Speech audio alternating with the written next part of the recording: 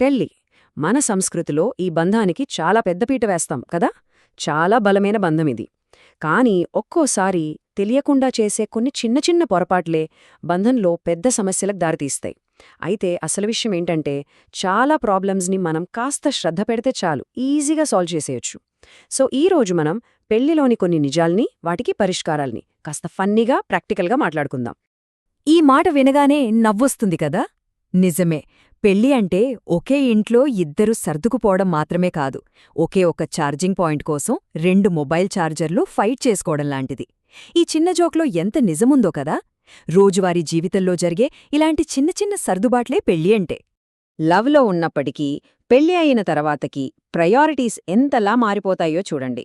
నీతో లైఫ్ అంతా ఎంజాయ్ చేస్తాను ఇలాంటి పెద్ద పెద్ద డైలాగులు పెళ్ళయ్యాక ఏసీ రిమోట్ ఎక్కడ పెట్టావ్ అనే సింపుల్ ప్రశ్నకు మారిపోతాయి. ఇది కేవలం నవ్వుకోవటానికే కాదు, రిలేషన్షిప్లో ప్రాధాన్యతలు ఎంత సహజంగా మారిపోతాయో చెప్పటానికి ఇదొక మంచి ఉదాహరణ అన్నమాట. సరే, ఇప్పుడు మనం చాలా జంటలు ఫేస్ చేసే ఫస్ట్ ఇంకా బిగ్గెస్ట్ ఛాలెంజ్లోకి వెళదాం. అదే మాట్లాడటం వర్సెస్ ఊహించుకోవడం. ఎందుకంటే పెళ్లిలో ఏమీ లేదు అనే మాటకి అసలు అర్థం ఎప్పుడూ ఏమీ లేదు అని కాదు. సాధారణంగా చాలా గొడవలు మొదలయ్యేది ఈ ఒక్క ప్రశ్నతోనే. మన పార్ట్నర్ కొంచెం మూడీగా కనిపించగానే మనం చాలా ప్రేమగానో కంగారుగానో వెళ్ళి అడుగుతాం, ఏమైంది అని. కాని అవతలి వైపు నుంచి వచ్చే సమాధానమేంటి? ఏమీ లేదు. దాని వెనుక ఉన్న అసలు మీనింగేంటో తెలుసా? లోపల 100 విషయాలున్నాయి, కాని అవేంటో నేను చెప్పను, నువ్వే కనిపెట్టాలి. ఇక్కడే అసలైన మైండ్ రీడింగ్ గేమ్ స్టార్ట్ అవుతుంది. మనసులో ఒక పెద్ద సినిమానే నడుస్తున్నా, బయటకు మాత్రం సైలెన్స్. మరి దీనికి సొల్యూషన్ ఏంటి? చాలా సింపుల్. అవతలి వాళ్ళు మన మనసును చదివేయాలని ఆశించడం ఆపేసి, మనకు ఎలా అనిపిస్తుందో క్లియర్గా చెప్పడం. నువ్వు నన్ను పట్టించుకోవట్లేదు అని నిందవేయడానికి బదులుగా, నాతో కాస్త సమయం గడిపితే నాకు చాలా సంతోషంగా ఉంటుంది అని చెప్పి చూడండి.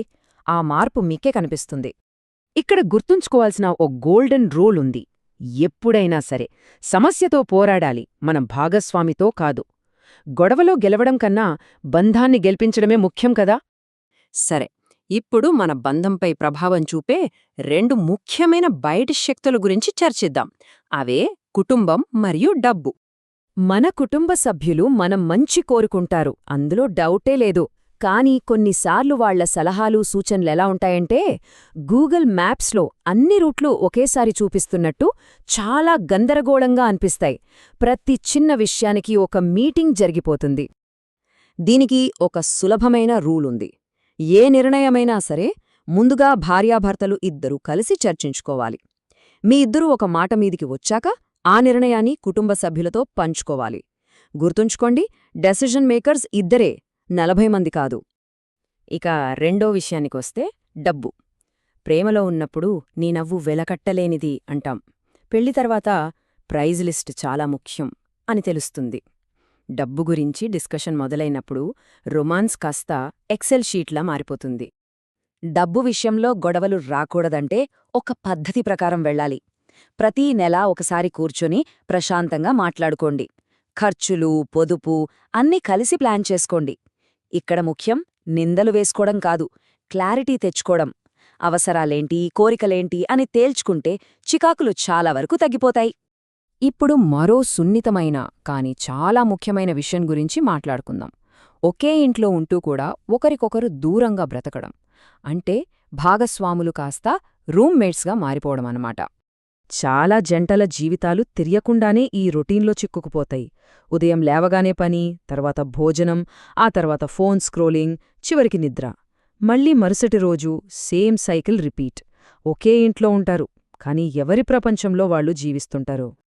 ఈ దూరాన్ని చెరిపేయడానికి ఒక అద్భుతమైన, చాలా సులువైన మార్గముంది. అదే రోజుకి కేవలం 15 నిమిషాలు. నమ్మలేకపోతున్నారా? కాని ఇది నిజంగా పనిచేస్తోంది. ఈ 15 నిమిషాలు ఒకరికొకరు కేటాయించుకోవాలి. అంటే ఫోన్లు పక్కన పెట్టాలి, టీవీ ఆఫ్ చేయాలి. కేవలం ఇద్దరే. ఆ రోజు ఎలా గడిచింది, ఏ విషయం సంతోషాన్నిచ్చింది, ఏది ఇబ్బంది పెట్టింది, ఇలాంటి చిన్న చిన్న కబుర్లే మీ మధ్య బంధాన్ని మళ్లీ బలంగా మారుస్తాయి. సరే, ఇంత చర్చించాం కదా. ఇంతకీ విజయవంతమైన వివాహ బంధానికి అసలైన రహస్యమేంటి? బహుశా అది మీరనుకుంటున్నది కాకపోవచ్చు. ఈ పోలికను బాగా గుర్తుంచుకోండి. బంధాన్ని చూసుకోవడమనేది బైక్ మెయింటెనెన్స్ లాంటిది. రోజూ కాస్త శ్రద్ధ తీసుకుని చిన్న చిన్న సర్వీసింగ్లు చెయ్యకపోతే ఏదో ఒకరోజు హఠాత్తుగా రోడ్డు మీద ఆగిపోతుంది. బంధంలో పెద్ద గొడవలన్నీ ఒకే రోజు పుట్టవు. రోజూ మనం పట్టించుకొని చిన్న చిన్న విషయాల్నుంచే మొదలవుతాయి. ఇక్కడ మనం అర్థం చేసుకోవాల్సిన కీలకమైన విషయం ఒకటుంది. పెళ్లి లక్ష్యం ఒక పర్ఫెక్ట్ భాగస్వామిని వెతకడం కాదు, ఇద్దరూ కలిసి ఒక పర్ఫెక్ట్ టీంను నిర్మించుకోవడం. ఒక గొప్ప టీంవర్క్కి కావలసినవి ఇవే. ప్రేమ అనేది కేవలం ఒక ఫీలింగ్ కాదు, అది మనం రోజూ తీసుకునే ఒక నిర్ణయం. గౌరవం బంధాన్ని దృఢంగా ఉంచుతుంది, అర్థం చేసుకోవడం ప్రశాంతతనిస్తుంది, హాస్యం ప్రయాణాన్ని ఆనందంగా మారుస్తుంది. ఇంకా అన్నిటికన్నా ముఖ్యంగా స్నాక్స్. ఎప్పుడూ ఆకలితో ఉన్నప్పుడు వాదించకండి. కడుపు నిండుగా ఉంటే మాటలు కూడా మృదువుగా వస్తాయి. మనం చర్చించుకున్న ఈ విషయాల్లో ఏది మీకు ఎక్కువగా దగ్గరగా అనిపించింది? ఒక్కసారి ఆలోచించండి. గుర్తుంచుకోండి, బంధాలు నిలబడటానికి పెద్ద పెద్ద త్యాగాలవసరం లేదు. రోజూ చేసుకునే చిన్న చిన్న సర్దుబాట్లు, ఒకరిపై ఒకరు చూపించే కాస్త శ్రద్ధ, అవే చాలు బంధాన్ని బలంగా ఉంచడానికి.